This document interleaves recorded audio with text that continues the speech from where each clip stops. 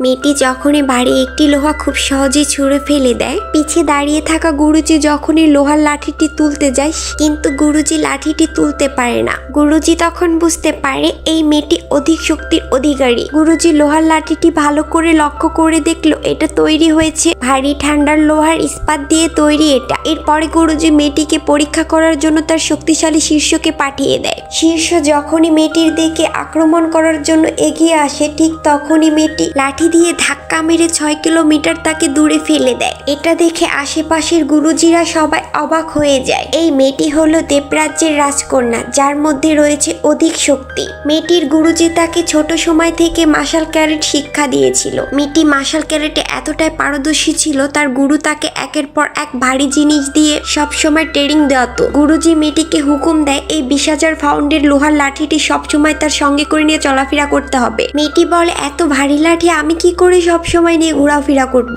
গুরু মেয়েটিকে বলে এটা আমার হুকুম, যাও যাও এখান থেকে। এরপরে কি হয় সেটা দেখার জন্য পাট্টু লিখে কমেন্ট করো।